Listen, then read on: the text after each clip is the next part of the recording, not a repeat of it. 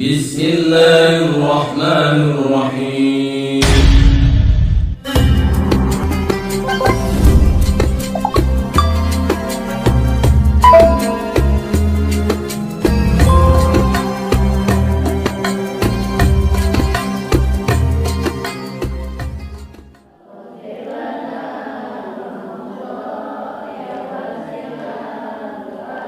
والحبيب الذي ترجى شفاعته لكل حول من الأحوال مقتحم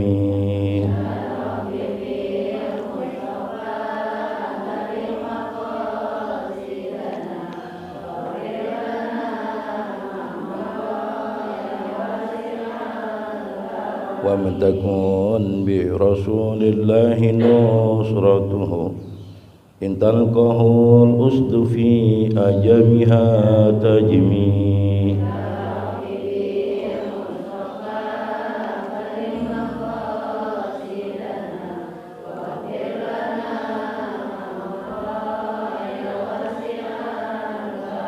يا ربي بالمصطفى بلغ مقاصدنا واغفر لنا ما مضى يا واسع الكرم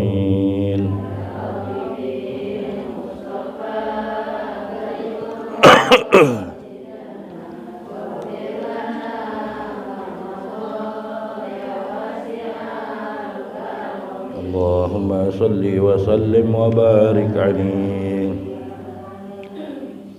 Bismillahirrahmanirrahim. Assalamualaikum warahmatullahi wabarakatuh. Alhamdulillah rabbil alamin wa bihi nasta'in ala umuri dunya waddin. Wassalatu wassalamu ala asrafil anbiya wal mursalin sayyidina wa habibina wa syafi'ina wa maulana Muhammadin wa ala alihi wa sahbihi ajma'in, amma ba'du. Subhanaka la ilma lana illa ma 'allamtana innaka antal alimul hakim. Rabbi shrah li sadri wa yassir li amri wahlul 'uqdatam min lisani yafqahu qawli. Ibu hadirat jamaah yang dirahmati oleh Allah Subhanahu wa taala. Alhamdulillah wa syukurillah, puji serta syukur mari kita panjatkan keharibaan al-Maula Allah Subhanahu wa taala atas segala nikmat dan karunia-Nya sehingga sampai detik ini kita masih diberikan nikmat sehat walafiat, nikmat panjang umur, terlebih lagi nikmat iman dan nikmat Islam, sehingga sampai saat ini kita masih bisa hadir duduk di majelis yang senantiasa dicintai oleh Allah, majelis yang senantiasa diturunkan rahmat dan maghfirah dari Allah Subhanahu wa taala. Kita mohon duduknya kita, hadirnya kita di tempat yang mulia ini, di waktu yang mustajabah ini. Segala dosa-dosa kita, kesalahan kita diampuni oleh Allah Subhanahu wa taala, diberikan keberkahan dalam kehidupan kita, diluaskan rezeki kita dan dipanjangkan umur kita dalam taat ibadah kepada Allah Subhanahu wa taala. Untuk itu marilah kita awali talim kita membaca surat Al-Fatihah. Kita niatkan Fatihah ini untuk orang tua kita yang telah meninggal dunia, guru-guru kita, nenek dan kakek kita, sanak famili kita, wabil khusus jamaah kita yang saat ini sedang sakit. Kita mohon barakatul Fatihah agar segala penyakitnya diangkat oleh Allah Subhanahu wa taala, diberikan kesembuhan, diberikan sehat walafiat. Dan juga kita niatkan Fatihah ini untuk para donatur, para orang yang telah menginfakkan sebagian hartanya di pondok maupun di masjid ini. Bagi mereka yang masih hidup, Allah panjangkan umurnya, Allah mudahkan rezekinya, Allah mudahkan segala urusannya. Allah senantiasa memberikan taufik, hidayah serta inayah hingga yaumul qiyamah. Dan bagi mereka yang telah meninggal dunia, Allah terima amal ibadahnya, Allah ampuni segala dosanya, Allah luaskan kuburnya, dan Allah jadikan kuburnya Allah min riyadil jinan ala hadhihi niyah wa ala kulli niyatin salihah wa ila hadratin nabi Muhammadin sallallahu alaihi wasallam bisiril Fatihah. Ar-Rahmanir-Rahim. Iyyaka na'budu wa iyyaka nasta'in.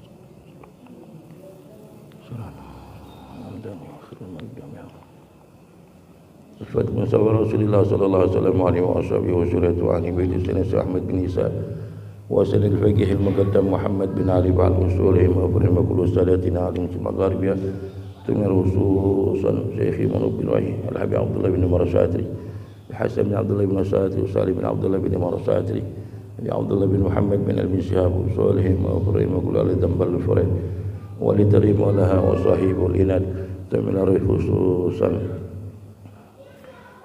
Al-Imam Yahya bin Syarafuddin An-Nawawi أنهم درجات في الجنة بركة مسرارهم أنوارهم وعلومهم ونفاتهم في الدين والدنيا والآخرة أن الله يفتح عليه وعلينا فتح العارفين فكم في الدين وجعلنا من عبادك الصالحين وجعلنا من عبادك المتقين وجعلنا من عبادك المخلصين بجاه سيدنا رسول الله صلى الله عليه وسلم على هذه النية وعلى كل نية صالحة وإلى حضرة النبي محمد صلى الله عليه وسلم الفاتحة. إياك نعبد وإياك نستعين اهدنا الصراط المستقيم صراط الذين أنعمت عليهم غير المغضوب عليهم ولا الضالين. Bismillahirrahmanirrahim. Hari ini pembacaan kitab hadis. Ya, yang bawa kitab hadis hari ini. Itu hadis yang ke-16. Ya, hadis ke-16.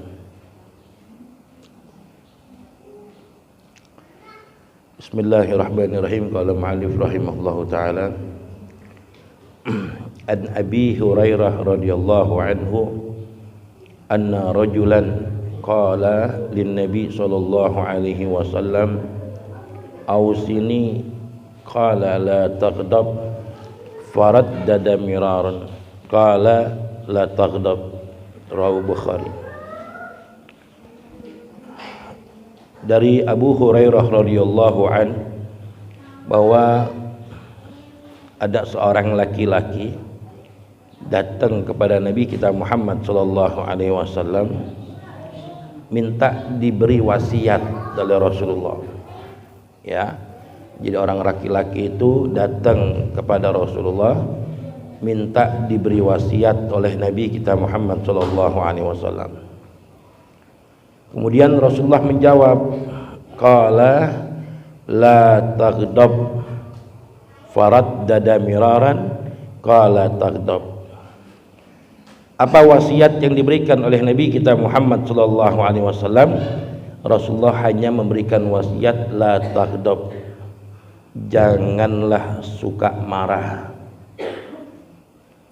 Karena ini sahabat ini, orang laki-laki ini kurang mantap dengan jawaban Nabi, dengan wasiat Nabi, ya, sampai minta lagi berkali-kali, ya, berikanlah wasiat kepadaku ya Rasulullah. Rasulullah mengatakan lagi, qala la taghdab, ya, qala la taghdab, sampai 3 kali dalam riwayat. Ini menunjukkan, ya, bahwa sifat marah itu yang ada pada diri manusia ini bahaya. Ya, sebab kita tahu kondisi kita, ya, manusia itu, ya, dikatakan oleh Rasulullah sallallahu alaihi wasallam, manusia itu dalam hidupnya hanya mengenal 2 kondisi.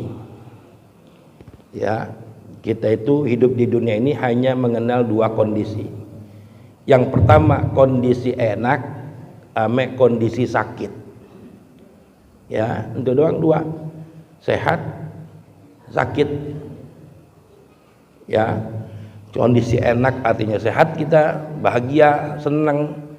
Dan yang kedua kondisi sakit. Nah, kondisi sehat ini, perasaan enak, ya, ini menyebabkan bergejolaknya syahwat. Ya, karena kita senang, kondisi lagi senang, lagi sehat, maka bergejolaklah syahwat kita. Syahwat untuk apa? Makan yang enak-enak, ya, maunya bahannya belanja aja kerjaannya, ya. Nah, pokoknya syahwat, ya, apa aja mau kita beli, ya, apa aja mau kita makan kalau posisi kita lagi enak.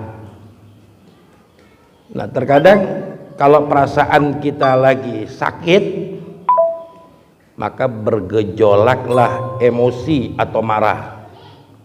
Orang kalau sakit bawaannya marah aja. Orang kalau lagi nggak enak, ya, duit lagi kagak ada, anak-anak ngerongrong lagi, bawaannya emosi aja, marah. Ya, duit kagak ada, suami pengen makan enak, kesel aja bawaannya kita. Ya, nah ini marah, ya, bergejolaklah, ya. Nah, di sini katakan, ya, kalau udah ada perasaan, ya, sakit, maka bergejolaklah, ya, rasa marah kita. Nah, di sini rasa marah ini baginda Nabi kita Muhammad sallallahu alaihi wasallam saking bahayanya itu marah, ya ini luar biasa. Sebab kalau orang marah itu, ya ini akan menimpa setiap diri manusia. Kalau orang udah marah, maka bergejolaklah, mendidihlah darah kita ini mendidih. Ya, orang kalau marah darahnya itu mendidih. Ya, kalau marah kagak dilampiasin, kalau marah nggak dikeluarin, ini bahaya. Jadinya kita dendam sama orang. Mendingan kalau marah kita sama sesuatu, sama orang yang kita nggak senengin, langsung ucapin, gua seneng sama lu begini. Kalau kita pendem marah kita, jengkel kita, ya, nah akhirnya timbul nanti kita apa ya, dendam sama dia, entar lo lihat, ya, oh entar lo lihat, oh udah gitu aja udah dendam baunya, ya sampai kapan juga, ya kita punya acara, yang kita benci, yang kita gedek tuh orang datang lagi, ya udah kagak ditegor sedikit pun udah, sembako juga nggak dapat kali itu orang, ya orang kita marah sama dia, ya kita ngopenin. Nah ini seperti itu. Nah jadi kata Rasulullah, marah itu kalau menimpa manusia itu bergejolak dan mendidihnya darah di hati kita, ya. Kemudian dalam hadis yang lain disebutkan bahwa marah itu adalah bara api, ya, marah itu adalah bara api, urat nadi leher itu akan kaku, ya, akan membesar, dan juga mata orang yang marah itu merah. Ya kenapa? Orang api, bawaannya panas, ya mata kita melotot, ya wah mulut kita udah nggak bisa diem dah, mau maki-maki orang. Nah itu kalau marah. Nah kalau marah seperti itu, maka kata Rasulullah SAW, jalan satu-satunya adalah zikrullah, ingat kepada Allah, ya ingat kepada Allah Subhanahu wa ta'ala.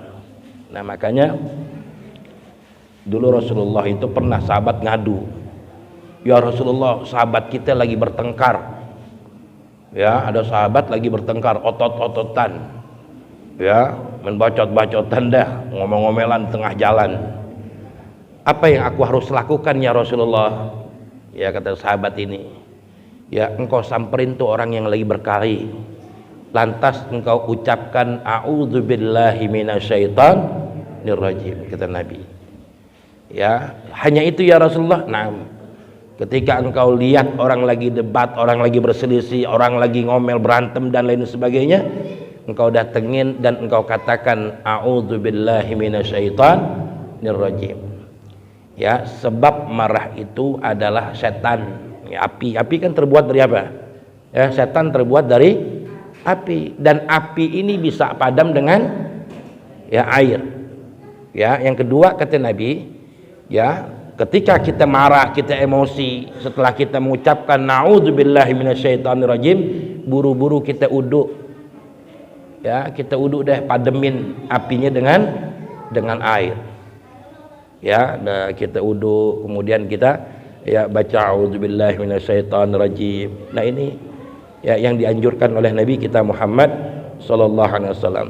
Sebab kalau kita udah marah nggak bisa nahan diri kita, ini akan terjadi urusannya macam-macam, ya semua ujungnya pangkal kejahatan di situ.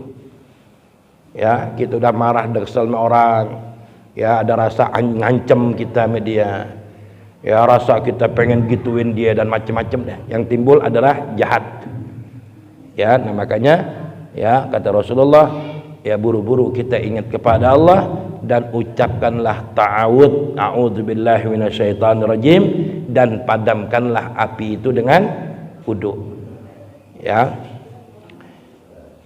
Nah di sini sebagian ulama mengatakan ya obat marah ya adalah tuh di sini katakan mengucapkan ya kalimat ta'awud, a'udzubillahi minasyaitonirrajim, minta pertolongan, perlindungan dari Allah dari gangguan setan yang terkutuk dengan cara kita berudu. Habis ta'awud kita berudu, ya Nah di sini ya terkadang marah itu juga penting.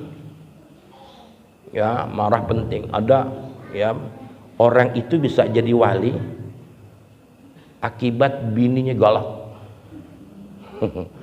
Ya, makanya bini galak juga ada manfaatnya. Tapi kalau lakinya rajin ibadah, ya bininya galak, lakinya rajin ibadah, rajin nyari duit, masih bawel bininya, masih galak bininya, kemungkinan besar suaminya wali kali.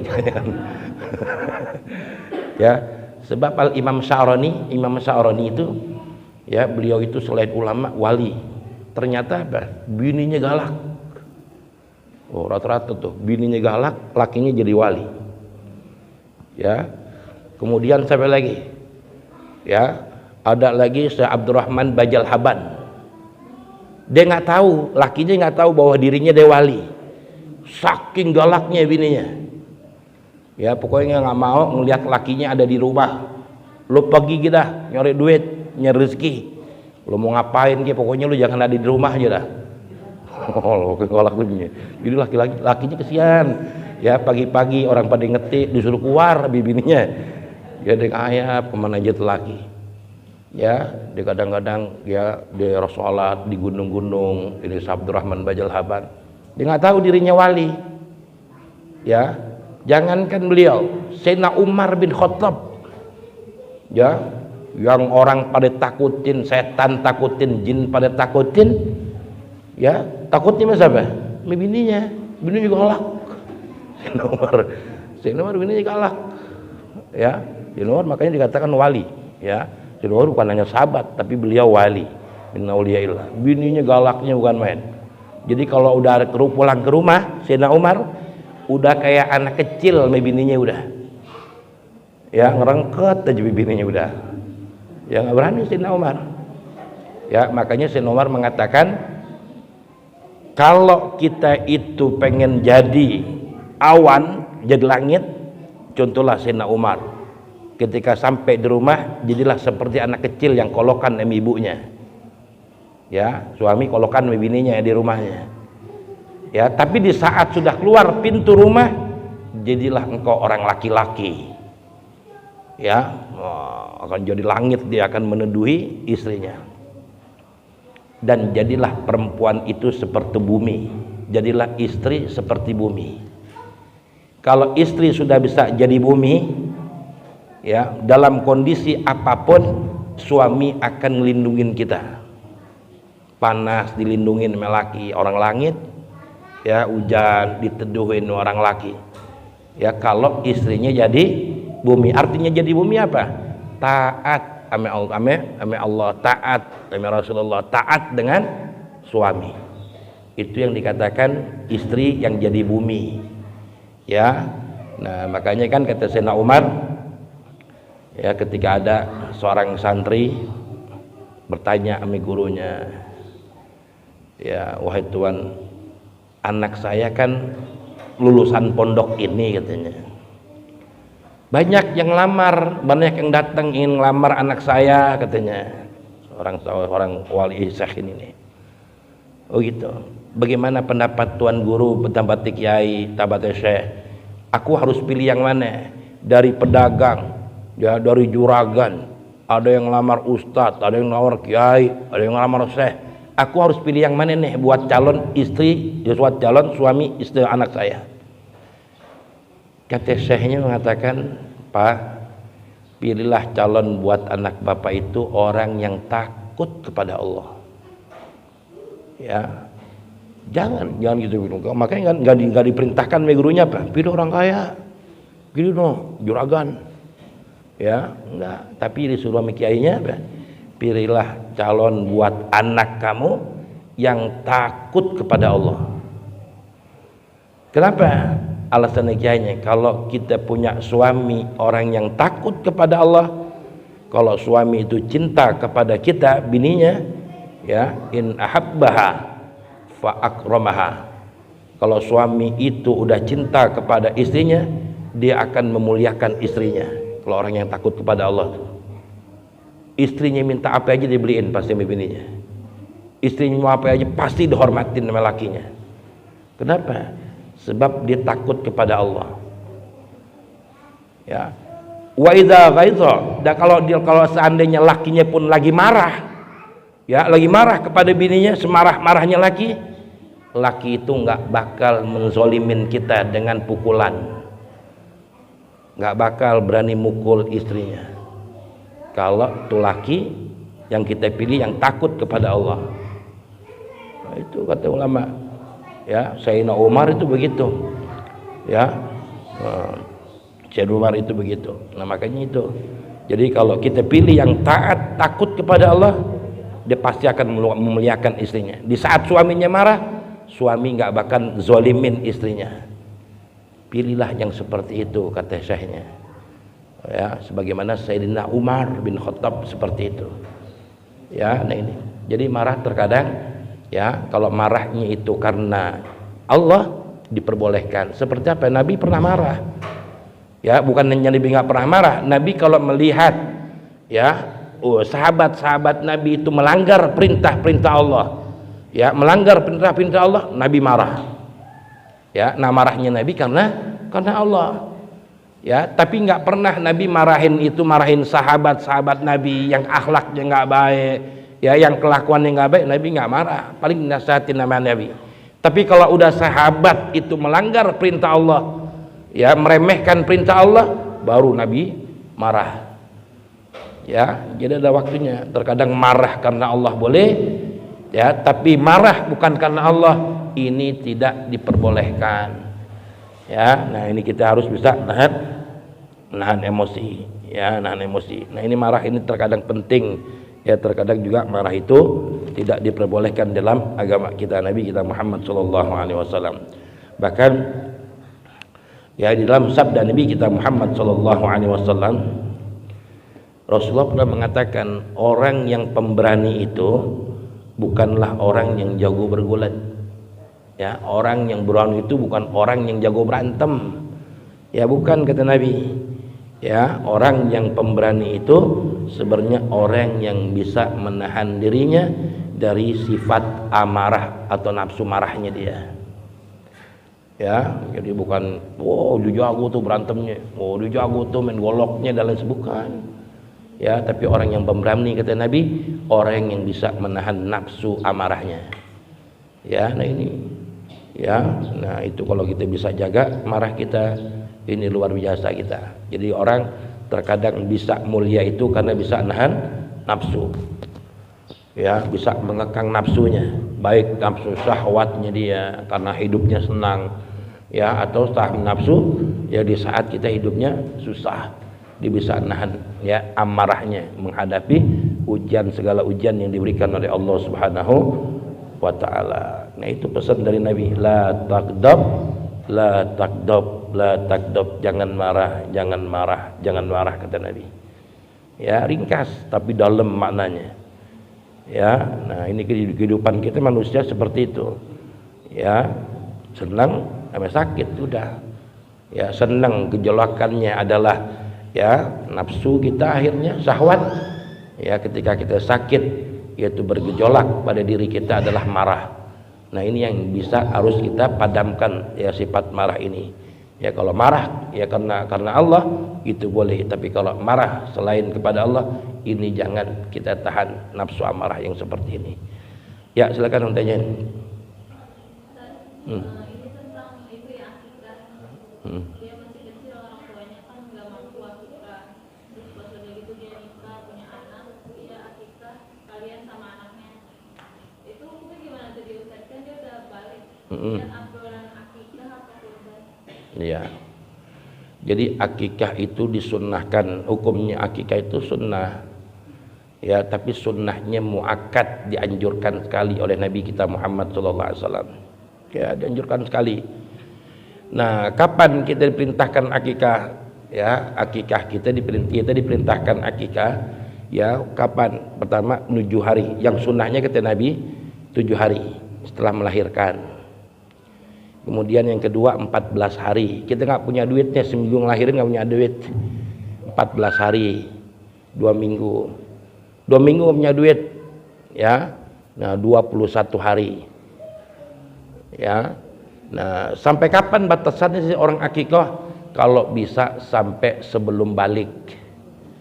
Ya, kalau bisa sebelum balik. Ya, sebab kalau kita udah sekarang gini akikah, bukan nggak boleh. Ya, kita mau akikah diri kita nih. Dulu gue nggak mampu, sekarang gue alhamdulillah dah ada rezeki. Gue mau akikah atas diri gue. Sekalian gue mau akikahin anak gue nih. Ya, nah kalau laki kan kambingnya berapa? 2. Ya, kalau perempuan 1. Sekarang bapaknya mau akikah, berarti 2 kan? Ya, anaknya cewek 1 umpamanya. Ya, belum diakikahin juga, jadi 3 kambingnya. Nah, kalau kita sebagai bapak seperti ini udah gede, udah dewasa, udah jadi bapak-bapak mau akikahin, boleh, cuma dapat pahala sedekah aja. Ya, pahala akikahnya udah hilang, udah fawat. Waktunya udah lewat. Ya, udah lewat waktunya. Artinya dapat pahala sedekah aja. Ya, sedekah tuh dapat tuh. Ya, bukan nggak boleh, cuma dapat pahala sedekah. Ya, untuk pahala sunnah akikahnya udah hilang, udah nggak dapat. Nah, anak kita yang kecil diakikahin, nah ini dapat pahala. Nah, ayahnya daripada akikah mendingan korban apa akikah? Ya, nah korban nggak apa-apa. Ya, mendingan korban dah. Ya, dan korban nggak apa-apa. Nah, anak kita nggak apa-apa akikahin. Boleh nggak korban digabung dengan akikah? Ya, korban kalau digabung dengan akikah, ini ulama khilaf. Al Imam Romli mengatakan tidak boleh. Ya, Imam Ibnu Hajar mengatakan tidak boleh akikah dengan korban dicampur, digabung.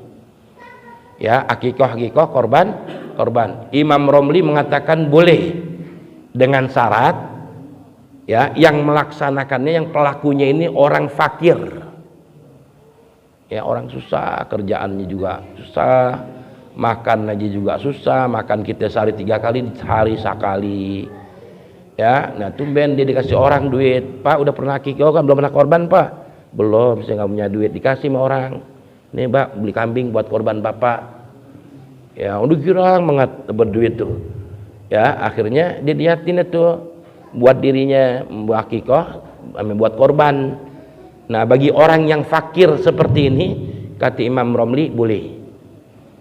Ya, yang dia jarang-jarang terima duit, jarang-jarang megang duit banyak, ya pas hari raya korban, orang ngasih duit beli kambing.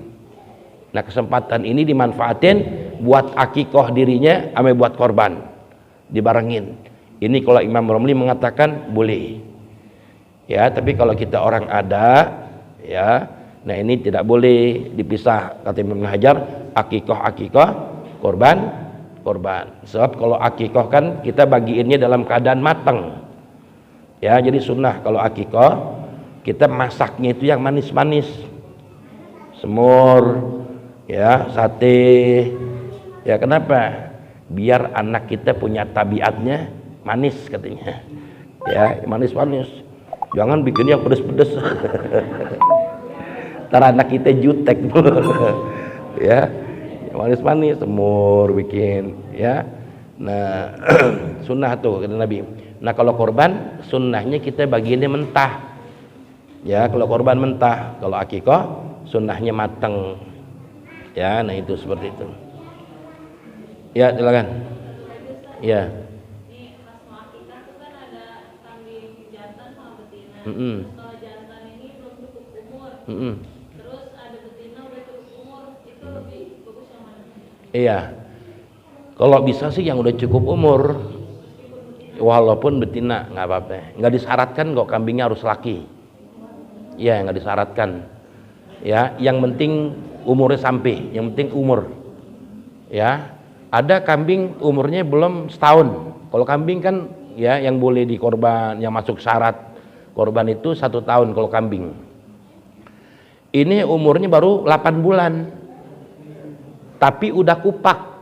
Ini tahu kupak. Giginya gak ada giginya. Ya, giginya udah gak ada. Ini namanya kupak. Ya, walaupun belum 1 tahun tapi udah kupak boleh. Ya, kayak tadi misalnya kambing laki umurnya belum 1 tahun. Lihat udah kupak belum? Walaupun dia belum 1 tahun tapi udah kupak boleh. Ya, kayak masalah anak kecil balik kan kalau anak laki ya tandanya udah balik mimpi khurujul mani. Ya, kalau dia nggak mimpi khurujul mani, patokin anak laki kita dihukumkan balik umur 15 tahun. Umur 15 tahun itu anak itu udah balik kalau udah sempurna umur 15 tahun, dengan syarat anak perempuan kita nggak ngalamin keluar head, anak laki kita nggak ngalamin mimpi khurujul mani. Itu patokannya 15 tahun.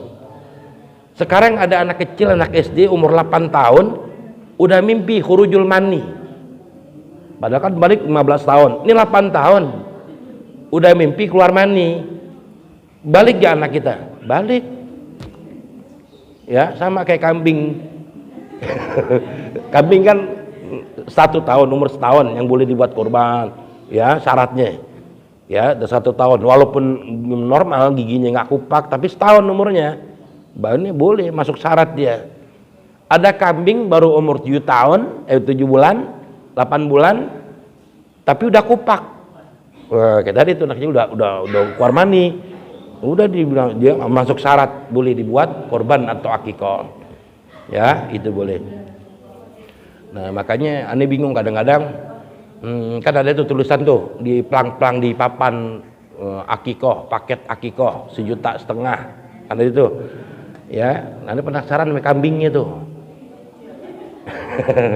Ya, kambingnya apa memenuhi syarat, kagak gitu. Ya, mendingan kalau akikoh pengen murah beli kambing majir. Tahu gak kambing majir? Hah? Iya, udah nggak punya anak lagi, udah nggak bisa bunting lagi. Kambing majir murah tuh. Ya, paling di bawah 1.800.000. Juta gede ya kambing majir.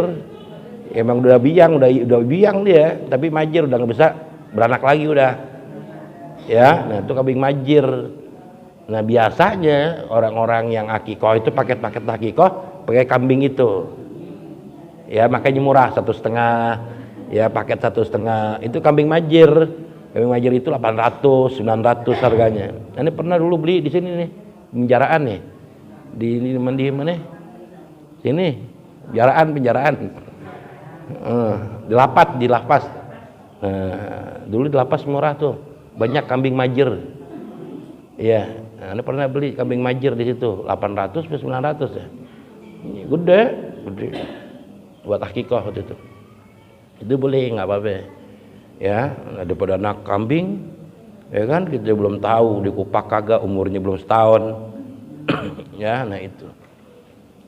Ya, silakan.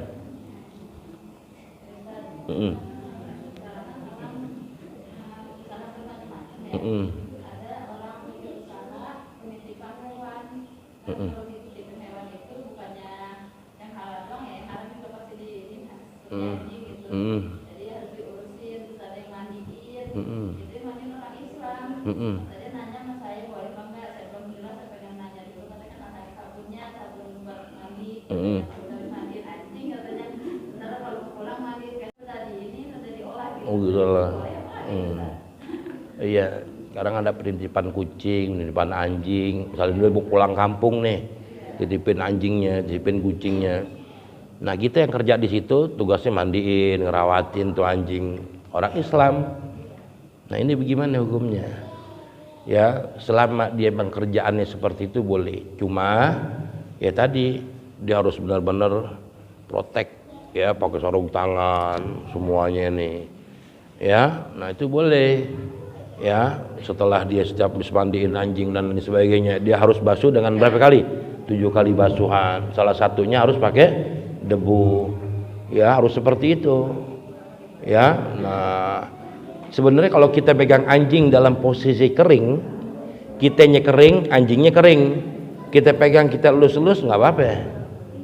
Ya, artinya nggak najis mughaladzah. Kalau salah satunya basah, ya anjingnya harus mandiin, kita kering. Nah, ini yang najis nih mughaladzah. Ya, nah, pokoknya salah satu ada yang basah atau kitanya basah, anjingnya kering. Nah, ini juga najis nih mughaladzah.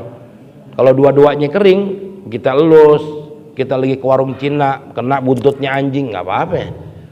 Ya, nah ini Kalau sama-sama posisinya kering. Jadi kalau kita kerja di tempat-tempat seperti Tuhan, nah tapi kalau memang kita bisa ya cara membersihkan, mengangkat najis mughalladhahnya ngerti, nggak masalah. Ya.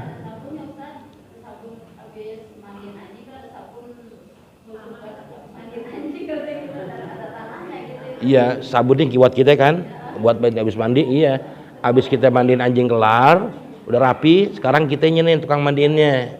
Ya, nah kita bersihin najis mughalladhahnya yang kena kulit-kulit kita. Ya, mungkin sekarang udah modern, udah ada sabun dari tanah tuh. Ya, boleh-boleh aja nggak apa-apa. Boleh. Iya. Iya. Sebenarnya sih ya kalau kata ulama, kalau sabun itu nggak bisa mengangkat ya bakteri-bakteri anjing yang nempel di kulit kita. Ya. Nah, kalau sabun, tapi itu sabun tanah katanya. Oh, dicampur gitu ya. Ini belum pernah lihat sih tuh sabun tanah ya, belum pernah lihat. Ya, sebab kan cara menghilangkan najis mughalladhah itu 7 kali basuhan, salah satunya dicampur dengan turab. Ya, dengan debu. Ya, dengan debu. Ya, kalau ada sabun kayak begitu ini wallahi belum pernah lihat sabunnya bentuknya kayak gimana, modelnya kayak gimana. Ya. Nah, kalau memang ini belum pernah tuh. Ya mungkin banyak juga yang nggak tahu kali kiai-kiai bener sabun tanah ini belum pernah tahu juga. Ya, nah salah satunya dengan turab, nanti ditaruh ya baru dikucek di sininya. Tangannya yang bekas mandiin anjing tuh.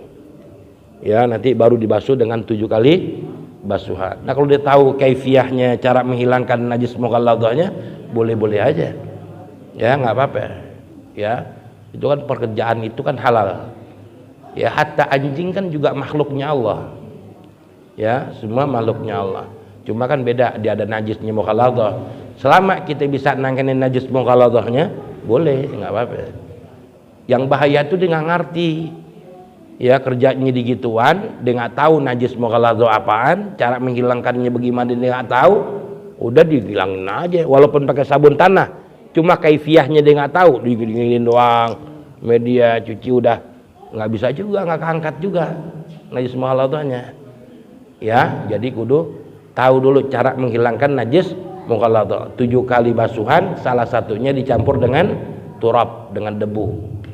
Ya, dan ketika kita bersihin tangan kita ini nggak telanjang begini. Ya, pakai sarung tangan biar nggak najis semuanya jadinya. Ya, sarung tangan. Gantian, ntar ini udah bersih, ini sarung tanganin, ini gantian. Ya, harus tahu kaifiyahnya. Ya, kalau kaifiyahnya tahu, nggak masalah kerja gitu-gituan. Ya boleh, nggak apa-apa. Ya, itu halal, itu halal.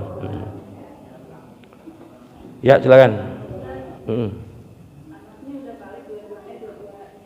Ya. Iya. Ya, ini kan yang namanya anak. Ini karunia yang besar yang Allah berikan kepada kita.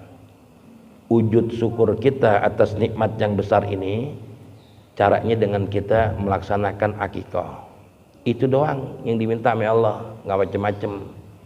Ya, itu ya dikasih anak kan nunggu anak mau dikasih nikmatnya Allah karunia anak, tapi kita nggak mau bersyukur. Makanya kata Nabi, ya cara bersyukurnya kita kepada Allah ketika diberikan karunia anak dengan cara akikah. Apa yang kita laksanakan di akikah?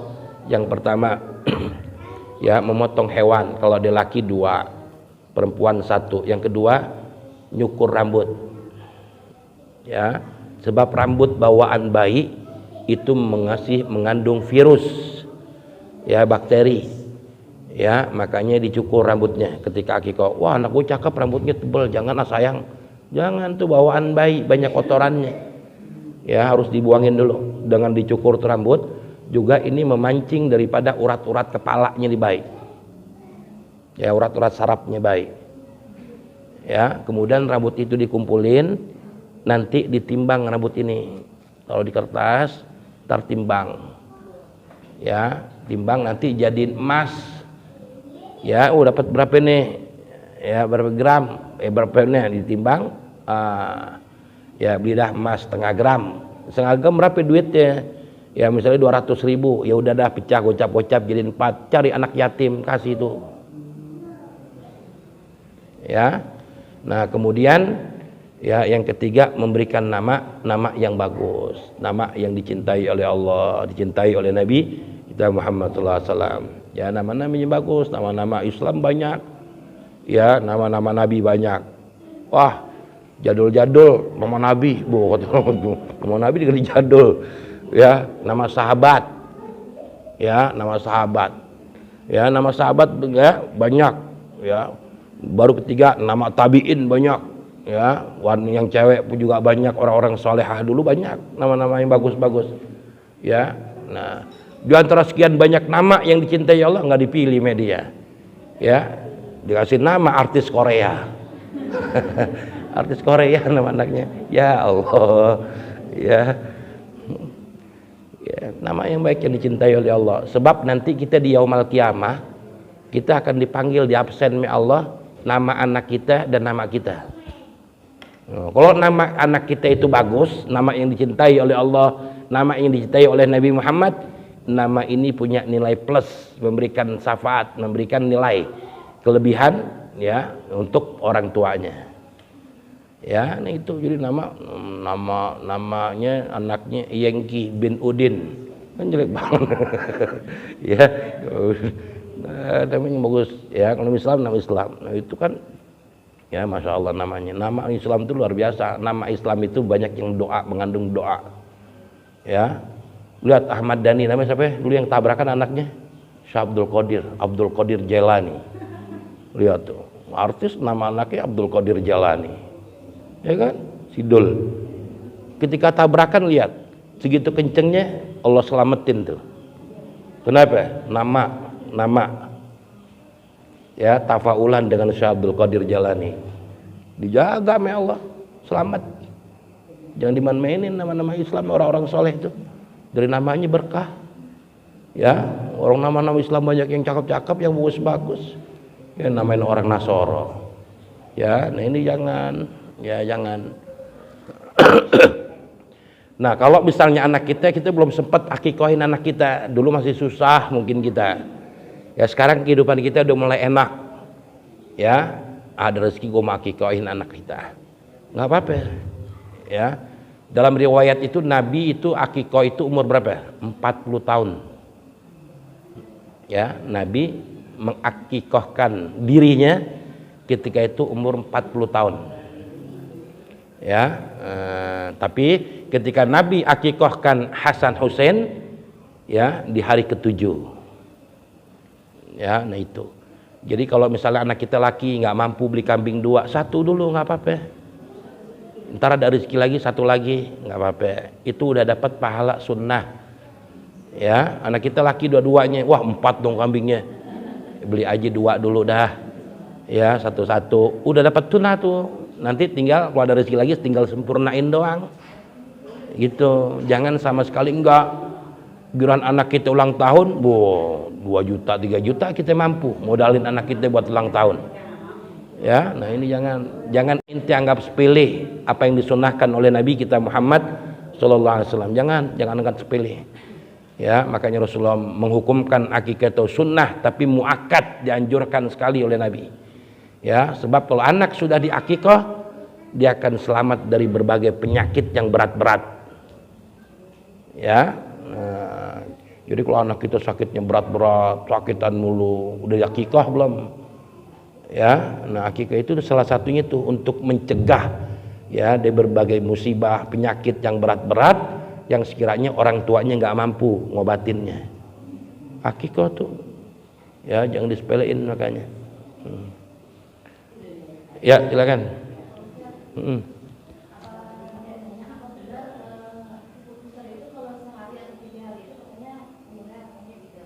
Kalau apa? Putusar ya.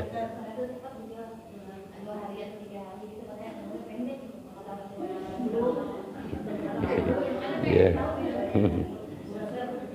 Ya. Yang namanya umur manusia nggak ada hubungannya sama pusar. Ya nggak ada ya. Kalau orang tua dulu kan begitu tuh, wah ntar umur pendek tuh anak, enggak.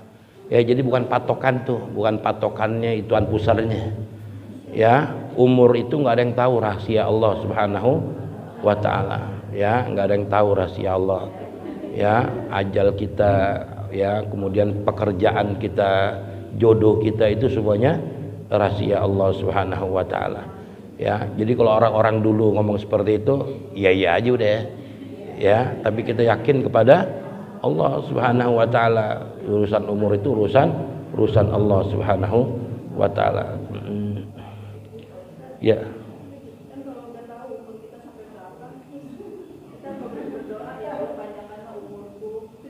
Nggak apa-apa ya. Kita disuruh minta sama Allah, minta apa aja. Ya. Allahumma tawil umurana bi taatillah. Ya Allah, panjangkanlah umurku ya di dalam taat kepadamu ya Rabb. Boleh, nggak apa-apa ya. Kan kita dibatasin umur kita ditentuin sama Allah. Apakah kita tahu umur kita berapa? Kan nggak ada yang tahu. Yang banyak orang tahu itu wali-wali Allah itu tahu umur kita yang di Lauhil Mahfuz. Tahu wali-wali. Inti 7 tahun lagi wafat. Tahu tuh wali itu. Sebab yang dilihat yang di situ tuh. Ini yang di atas ini. Yang di balik ini kan nggak tahu wali. Di tangan Allah, rahasia Allah. Yang di sini kan patokan wali, wah Subhan, inti umur 60 tuh. Ada itu nama inti wafat 60 kan. Situ wali tuh ngomong. Belum tentu. Ya kan? Yang di tangan Allah kan belum ketahuan. Nah, yang 60 ini bisa berubah. Takdirnya Allah itu bisa berubah dengan apa? Doa. Tiap hari kita doa, Allahumma tawil umurana bi taatillah. Allahumma tawil umurana bi taatillah. Ya Allah, panjangkanlah umur kami ya di dalam taat kepada Allah Subhanahu wa taala. Boleh minta sama Allah. Ya, minta yang banyak. Ya, jangan minta kepada selain Allah, minta sama Allah apa aja. Ya, minta sama Allah apa aja. Ini boleh diperbolehkan. Ya, jadi takdirnya Allah itu bisa berubah dengan doa. Ya, banyakin doa. Buktinya apa? Orang susah tapi istiqomah ibadahnya kepada Allah, dia selalu berdoa kepada Allah. Jadi orang kaya, ya kan? Orang bisa jadi orang kaya tuh dia. Yang sekiranya yang kita nganggap ya, lo sih nggak bakal jadi orang kaya. Ternyata apa?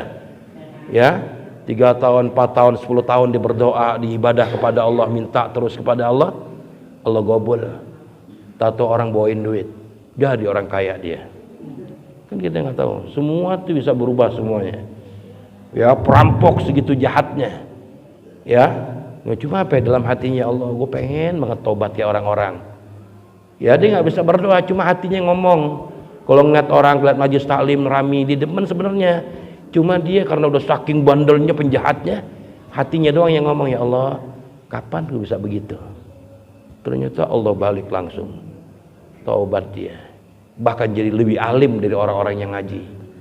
Bisa semuanya itu semua bisa berubah, ya, dengan doa kita. Ya, nanti tinggal Allah. Ya, makanya kata Allah, minta ya kepadaku sebanyak-banyaknya. Aku nggak pernah bosan di saat hambaku minta kepadaku, justru aku rindu, ya, senang dengan orang yang banyak minta. Beda sama manusia, sekaya-kayanya orang kalau tiap hari kita mintain, ya, bahaya juga, ya kesal juga kita. Kalau Allah yang maha kaya mau dapain lagi, ya, semuanya dunia alam semesta milik Allah, ya, kita minta, ya, emas segunung juga kecil bagi Allah, nggak ada seberapanya, ya, nggak ada apa-apanya sama Allah Subhanahu wa taala. Ya, nah seperti itu. Ya, wallahu a'lam bishawab. Al-Fatihah. Iya, kana uliya kana suratul ladzina an'amta 'alaihim. Ya Rabbana ta'arafna bi annana wa annana asrafna ala ladha asrafna fatu alaina tawbah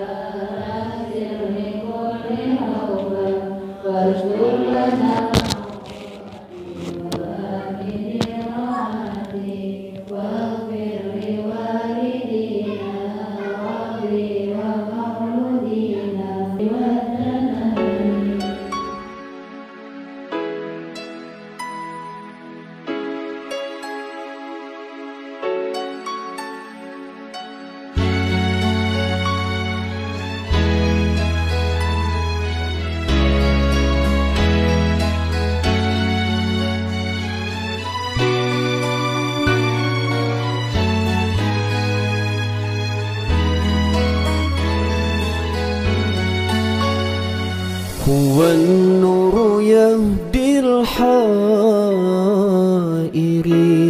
ضياؤه وفي الحشر ظل المرسلين لواؤه تلقى من الغيب المجرد حكمة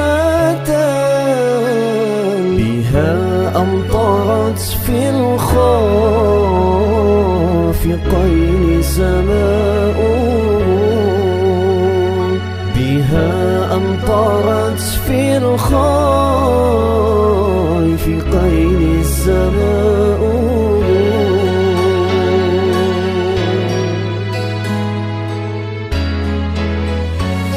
ومشهود أهل الحق